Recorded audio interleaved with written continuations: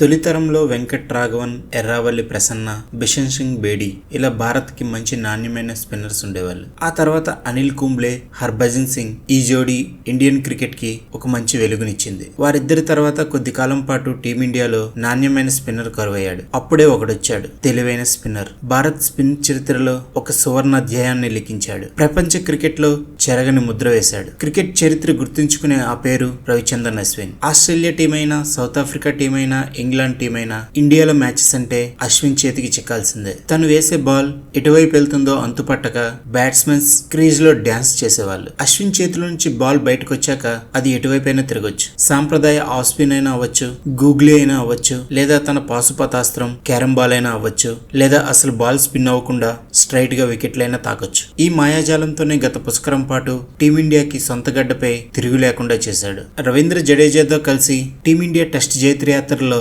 అశ్విన్ కీలక పాత్ర పోషించాడు. ఆపోజిట్ స్పిన్నర్స్ సరిగ్గా పెర్ఫార్మెన్స్ చేయని పిచ్చులపై కూడా అశ్విన్ మాయాజాలం చేసేవాడు. అలాంటి అశ్విన్ సొంత గడ్డపై న్యూజిలాండ్ తో జరిగిన సిరీస్ లో మాత్రం పెద్దగా రాణించలేకపోయాడు. దీంతో ఆస్ట్రేలియాలో తను అర్ధాంతరంగా రిటైర్మెంట్ ప్రకటించాడు. ప్రస్తుత కాలంలో ఆఫ్ స్పిన్నర్స్ చాలా తగ్గిపోయారు. టీ20లు వచ్చాక ఆఫ్ స్పిన్నర్ ప్రపంచ క్రికెట్ లో లాంగ్ టర్మ్ కెరీర్ ఉండట్లేదు. వరల్డ్ వైడ్ గా చూస్తే అశ్విన్, నాదన్ లైన్ తప్ప ఇంకెవరు గుర్తొచ్చే పరిస్థితి లేదు. ప్రస్తుతం ఇండియన్ క్రికెట్ లో వాషింగ్టన్ సుందర్ మినహాయించి యుజ్వేందర్ చాహల్, కుల్దీప్ యాదవ్, రవీంద్ర జడేజా, అక్షర్ పటేల్, రవి బిష్ణోయ్, వరుణ్ చక్రవర్తి వీళ్ళు భారత క్రికెట్ లో స్పిన్నర్స్. వీళ్ళలో ఒక్కరు కూడా ఆఫ్ స్పిన్నర్ లేరు. చైనామన్, లెగ్ స్పిన్, ఎడం చేతివాటం బౌలర్లే. ఒకప్పుడు ఎర్రావల్లి Prasanna, Ghulam Ahmed, Srinivas Venkatraman, Muttiah Muralitharan, Saqlain Mushtaq, Harbhajan Singh, Ajantha Mendis, England spinner Graeme Swann, Pakistan spinner Saeed Ajmal లాంటి ఆఫ్ స్పిన్నర్లు ఉండేవాళ్ళు. వీళ్ళంతా వెళ్ళిపోయాక అశ్విన్, నాదన్ లైన్ మాత్రమే ఆఫ్ స్పిన్ ని తన భుజాలపై మోస్తున్నారు. ప్రెజెంట్ క్రికెట్ లో లెగ్ స్పిన్నర్స్,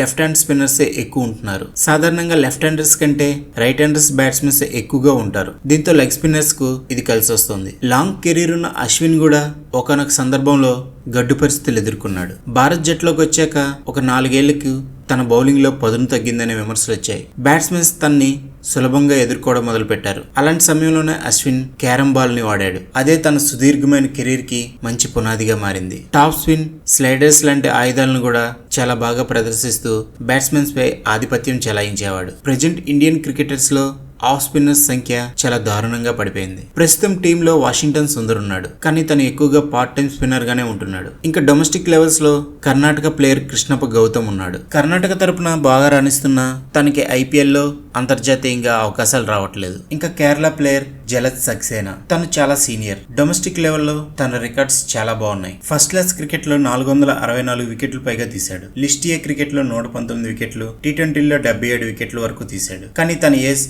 38 సంవత్సరాలు. తను ఇప్పుడు టీమిండియాకి ఆడే పరిస్థితులు చాలా తక్కువ. నెక్స్ట్ జయంత్ యాదవ్ కూడా ఒకప్పుడు టెస్ట్ టీం సభ్యుడు, కానీ క్రమంగా తను జట్టుకు దూరం అయ్యాడు. ఇక యంగ్ ప్లేయర్స్ లో తనుష్ కోటియాన్. ఇప్పుడు ఆస్ట్రేలియా సిరీస్ లో అశ్విన్ కి రీప్లేస్ గా తన్నే ఎంపిక చేశారు. ఈ ముంబై ప్లేయర్ మంచి ఆల్రౌండర్ కూడా. అశ్విన్ లాగే బౌలింగ్ చేసే హిమాన్షు సింగ్, సారాంశ్ జైన్, పులకిత్ నారంగులు ఉన్నారు. కానీ వీళ్ళు ఆఫ్ స్పిన్నర్స్ గా ఇంటర్నేషనల్ స్థాయికి చేరుతారా అంటే ఖచ్చితంగా సమాధానం చెప్పలేని పరిస్థితి. ఇండియాలోనే కాకుండా ఇంటర్నేషనల్ లో కూడా పెద్దగా ఆఫ్ స్పిన్నర్స్ రాణిస్తున్న దాఖలాలు లేవు. 37 ఏళ్ల లైన్ కూడా కెరీర్ చరమాంకంలో ఉన్నాడు. క్రమక్రమంగా ఆఫ్ స్పిన్ అంతమవుతుందనే చెప్పాలి. ఈ నేపథ్యంలో అశ్విన్ కి వారసుడిగా ఎవరు ముందుకొస్తారో అనేది కాలమే నిర్ణయించాలి. ఈ వీడియో మీకు నచ్చినట్లయితే ప్లీజ్ లైక్ చేయండి, షేర్ చేయండి, ఈ ఛానల్ సబ్స్క్రైబ్ చేసుకుని ఎంకరేజ్ చేయండి. Thank you.